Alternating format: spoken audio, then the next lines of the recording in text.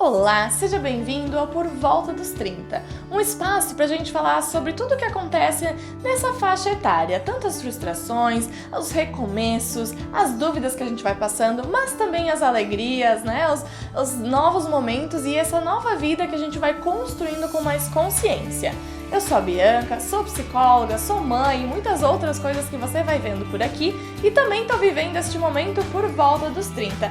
E hoje, em especial, quero falar contigo sobre um tema, às vezes até dito de uma forma até negativa, pejorativa, mas extremamente importante, que é sobre masculinidade, sobre os homens. E a gente já começa falando que existe uma imagem muito comum sobre os homens. A de que são fortes, que resolvem tudo sozinhos, não demonstram fraqueza, não precisam falar sobre sentimentos. Mas e se essa imagem tiver um custo? Hoje eu quero conversar um pouco sobre até uma solidão que às vezes passa despercebida. Porque enquanto falamos muito sobre relacionamentos amorosos, pouco falamos também sobre essa dificuldade dos homens têm em construir relações mais profundas.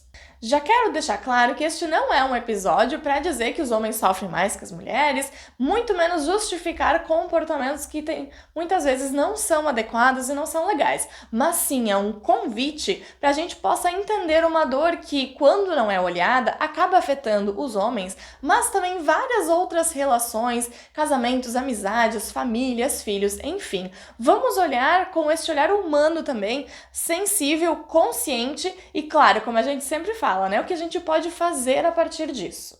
Um ponto que todo mundo fala, mas talvez a gente nem percebe o que tem por trás disso é que os homens têm muitos amigos. Mas será que eles têm muitos amigos ou eles têm companhia? Porque quando o homem, né, começa a ligar para um amigo, por exemplo, ou até mesmo tá naquele jogo de futebol, muitas vezes ele não vai dizer, hoje eu não tô legal. Ele vai fazer uma piada, ele vai até mudar de assunto, mas ele não vai necessariamente entrar bem nos sentimentos mesmo.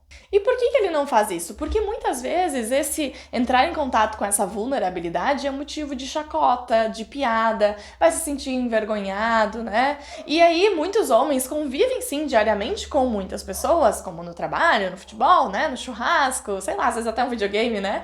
Mas essa convivência não é sinônimo de intimidade. E é sim possível que a gente esteja cercado de muitas pessoas e mesmo assim viva profundamente sozinho. Mas vamos aprofundar um pouco mais essa conversa, né? Onde que será que tudo isso começa? Eu acredito, e até mesmo dentro dos estudos a gente sabe, que nenhum menino nasce acreditando que sentir emoções é errado.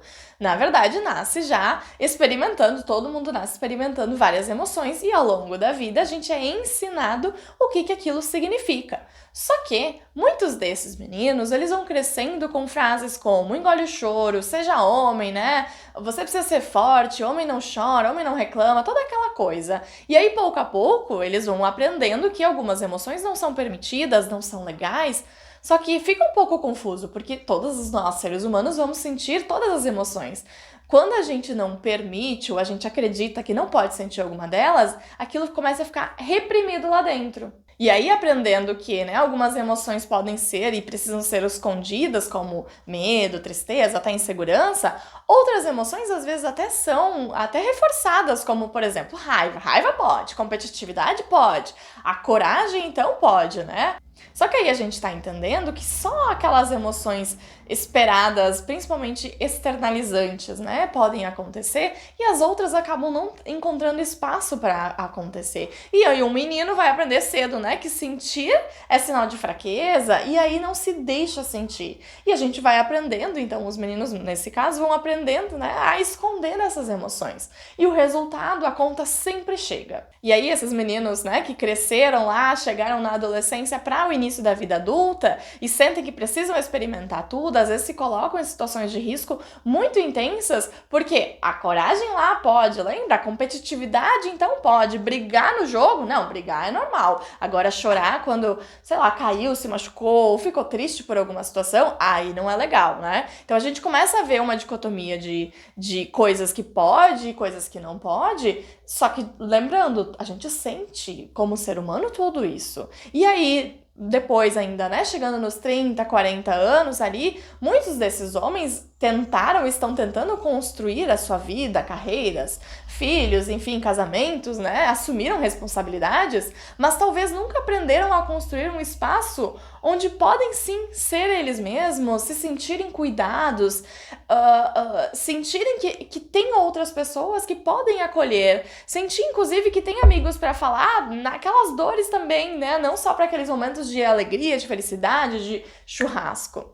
E aí, às vezes, a única pessoa com quem conseguem ser vulneráveis é a parceira. E olhe lá, né? Porque tem muitos casos inclusive pacientes que me falam que o homem não consegue expressar. Muitas vezes ele não sabe expressar.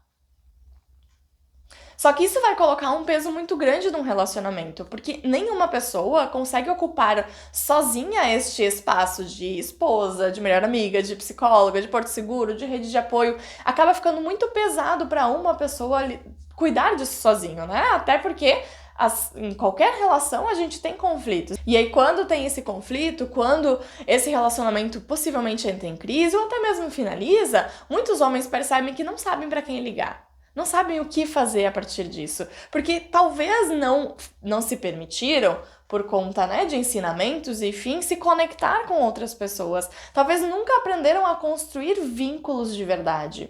E isso é muito perigoso. E aí, lembra lá da coragem? Pois então, relações profundas exigem que a gente seja corajoso o suficiente para mostrar nossa vulnerabilidade, né?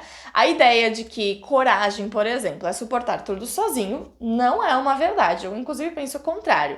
Talvez uma das maiores demonstrações de coragem seja dizer: eu preciso conversar, eu não estou dando conta de tudo, você poderia me ouvir, olha essa situação aqui que estou passando, vem cá, né, me dá tua opinião.